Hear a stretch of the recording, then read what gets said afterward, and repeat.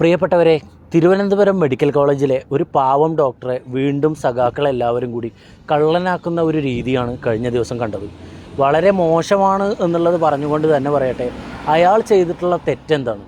ഹോസ്പിറ്റലിൽ ആവശ്യമായിട്ടുള്ള ഓപ്പറേഷൻ്റെ ഉപകരണങ്ങൾ ഇല്ല എന്നുള്ളത് അയാൾ പലതവണ നിങ്ങളുടെ സർക്കാരിനെ അറിയിക്കേണ്ട ചാനൽ വഴി അറിയിച്ചതിന് ശേഷവും അത് ഒരു പ്രൊസീഡിങ്സും കാര്യങ്ങളും ഇല്ല എന്നുള്ള കൃത്യമായ ബോധ്യം അയാൾക്കായപ്പോൾ അയാളത് സോഷ്യൽ മീഡിയ വഴി പ്രചരിപ്പിച്ച് അതൊരു വാർത്തയാക്കി. ആ വാർത്തയുടെ ഭാഗമായി ആ പ്രശ്നങ്ങൾക്ക് ആ ഒരു ദിവസം താൽക്കാലികമായ പരിഹാരം കണ്ടു എന്നുള്ളതാണ് അവിടെ നടന്നിട്ടുള്ള കാര്യം.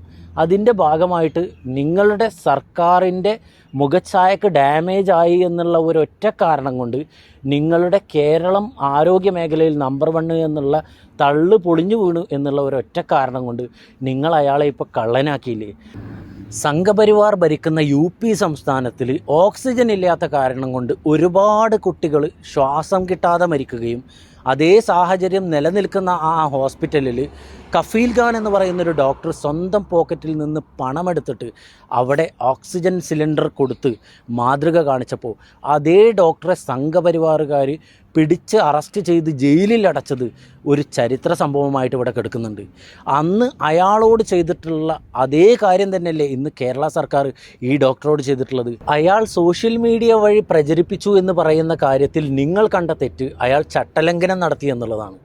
എന്നാൽ അയാൾ ഇത് പറയുന്നതിന് മുമ്പ് നിലമ്പൂരിലെ ഉപതെരഞ്ഞെടുപ്പിൻ്റെ ഭാഗമായിട്ട് സ്വരാജിന് വോട്ട് ചെയ്യണം എന്ന് പറഞ്ഞ് പരസ്യമായ അയാളുടെ സോഷ്യൽ മീഡിയ വഴി പോസ്റ്റ് ഇട്ടപ്പോൾ നിങ്ങൾ ഈ ചട്ടലംഘനം അതിൽ കണ്ടില്ലേ? ഇപ്പം നിങ്ങളുടെ ഡാമേജിന് ബാധിക്കുന്ന ഒരു കാര്യം വന്നപ്പോൾ അത് ചട്ടലംഘനമായിട്ട് എങ്ങനെയാണ് വരിക? തൻ്റെ നിലപാടിൽ നിന്ന് പിന്തിരിപ്പിക്കാൻ വേണ്ടി ഡോക്ടറെ ആദ്യം നിങ്ങൾ ഭീഷണിപ്പെടുത്തി. രണ്ടാമതിപ്പോൾ അയാളുടെ തലയിൽ നിങ്ങളെല്ലാവരും കൂടെ കളവ് വെച്ച് കെട്ടി. അടുത്തത് നിങ്ങൾ വല്ല സ്ത്രീ പീഡനാരോപണവുമായിട്ട് ബന്ധപ്പെട്ട കാര്യങ്ങളുമായിട്ട് വരും.